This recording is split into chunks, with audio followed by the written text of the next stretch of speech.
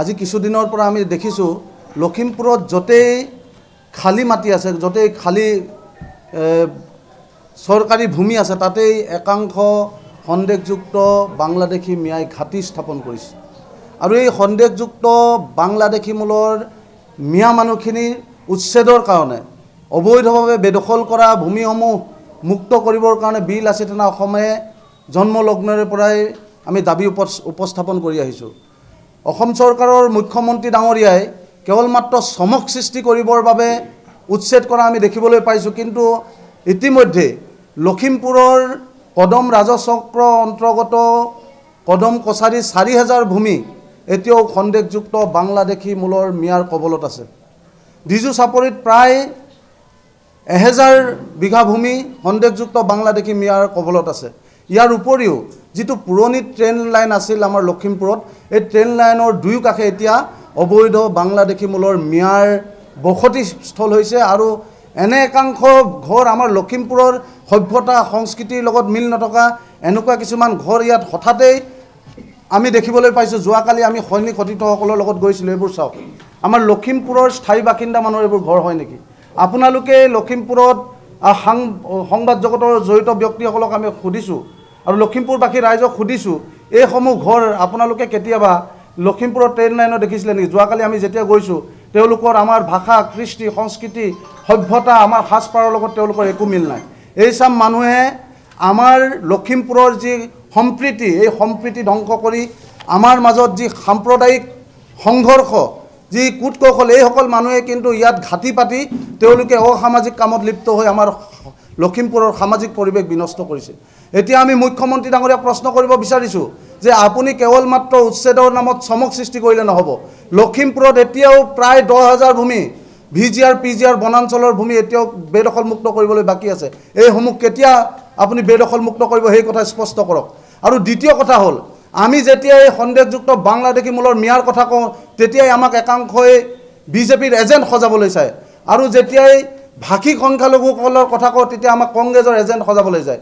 আজি আপোনালোকে জানি আচৰিত পাব যে বীৰ লাচিত সেনা অসমে কোনো ধৰণৰ এজেণ্টই কাম নকৰে। বীৰ লাচিত সেনা অসমে জাতীয় জীৱনৰ স্বাৰ্থত, অসমৰ সমাজ জীৱনৰ স্বাৰ্থত, অসমত খিলঞ্জীয়া মানুহৰ প্ৰভুত্ব আধিপত্য বিস্তাৰ কৰিবৰ কাৰণে জন্মলগ্নৰে পৰা কাম কৰি গৈছে। সেয়েহে আমি আজি গোটেই সংবাদমেলখনত তথ্য সহকাৰে, প্ৰমাণ সহকাৰে লখিমপুৰত যে বাংলাদেশে ভৰি পৰিছে সেই কথাটো উপস্থাপন কৰিব বিচাৰিছোঁ।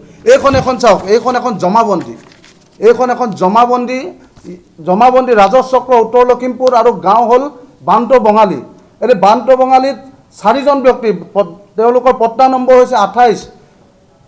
তেওঁলোকৰ পট্টাত থকা পট্টাদাৰৰ নাম হ'ল মিয়া হুছেইন, নুৰ হুছেইন, চাহাদ আলী আৰু চুবেদ আলী। এতিয়া কথা হ'ল, এই ৪জন ব্যক্তি আকৌ এবাৰ কৈ দিছোঁ, নামকেইটা শুনিব, যে নুৰ হুছেইন, চাহাদ আলী, চুবেদ আলী আৰু মিয়া হুছেইন। এতিয়া ইয়াৰে ভিতৰত ৪জনৰ ভিতৰত 2জন থাকে এতিয়াও বাংলাদেশত, 2জন এতিয়াও বাংলাদেশত থাকে। সেইটো মই কোৱা কথা নহয়। আমাৰ মাজত আজি এজন মুছলমান যুৱক আছে, তাইজুল হক, তেখেতৰ ঘৰৰ কাষতে কেনেদৰে সঘন বাংলাদেশী অহা যোৱা হয়, গোটেই কথাখিনি তেখেতে স্পষ্ট ভাষাৰে ক'ব। এতিয়া আমাৰ কথা হ'ল যে বাংলাদেশত মানুহ থাকে আৰু লখিমপুৰ ৰাজচক্ৰৰ অধীনত তেওঁলোকে ম্যাদী পট্টা কেনেকৈ পালে? কথাবোৰ কিন্তু ইমান সহজ নহয়। এই লখিমপুৰখন, এইখন অসমক লাহে লাহে নিগনিৰ দৰে তলে তলে সুৰংগ খান্দি আমাৰ অসমীয়া জাতিটোক ফুফুলা কৰি পেলাব এই অবৈধ বাংলাদেশী মূলৰ মিয়া জাতিটোৱে। এই জাতিটোৰ অসমৰ সমাজ জীৱনৰ, অসমীয়া খিলঞ্জীয়া মানুহৰ ভাষা, কৃষ্টি, সংস্কৃতিৰ লগত কোনো মিল নাই। গতিকে এতিয়া আপোনালোকে কওক, যদিহে আমি বাংলাদেশী মূলৰ অবৈধ এইসমূহ মিয়াৰ কথা কওঁ, আমি কি বিজেপিৰ এজেণ্ট হৈ যাম নেকি? আমাৰ জাতীয় দায়িত্ব আছে। আমাৰ এই অসমখনত যাতে অবৈধ বাংলাদেশী মুক্ত কৰি ৰাখিব পাৰোঁ, অবৈধ বিদেশী মুক্ত অসম যাতে আমি গঢ়িব পাৰোঁ, তাৰ কাৰণে আমি কাম কৰি গৈছোঁ। সেই কাম কৰিবলৈ যাওঁতে এতিয়াও আজিৰ তাৰিখতো আমাৰ বীৰ লাচিত সেনা অসমৰ মুখ্য সচিব জেলত আছে। এতিয়া কথাবোৰ ক'লে কেনেদৰে হ'ব? কথাবিলাক যেতিয়া আমাক কয় বিজেপিৰ এজেণ্ট, আমাৰ মুখ্য সচিবকে ধৰি এতিয়াও 10জন সৈনিক কাৰাৰুদ্ধ হৈ আছে। গতিকে এইবোৰ ক্ষেত্ৰত আমি মাতিম নে নামাতিম? যদি এইবোৰ ক্ষেত্ৰত আমি নামাতোঁ, কোনে মাতিব? কেৱল মাত্ৰ ৰাজনীতিৰ কাৰণে ৰাজনীতি কৰি লাভ নাই। কেৱল মাত্ৰ গাদী দখল কৰিবৰ বাবে, কেৱল মাত্ৰ ৰজা মন্ত্ৰী হ'বৰ বাবে ৰাজনীতি কৰিলে লাভ নাই। প্ৰকৃতাৰ্থত খিলঞ্জীয়াক সুৰক্ষা দিবৰ কাৰণে, প্ৰকৃতাৰ্থত অসমীয়া জাতিটোৱে যাতে অনাদি অনন্তকালৰ বাবে এই আজন্ম গৃহভূমিত প্ৰতিগৰাকী খিলঞ্জীয়া মানুহে যাতে মূৰ তুলি জীয়াই থাকিব পাৰে, তাৰ পৰিৱেশ কোনে আনিব?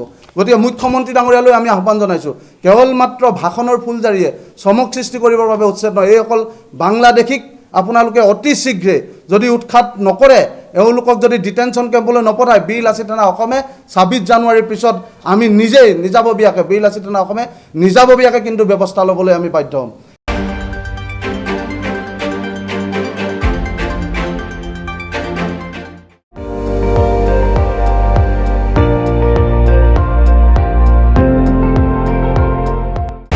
আপুনি চাই আছে ND24, সৰ্বশ্ৰেষ্ঠ নহয় সৰ্বোত্তমৰ দৌৰ।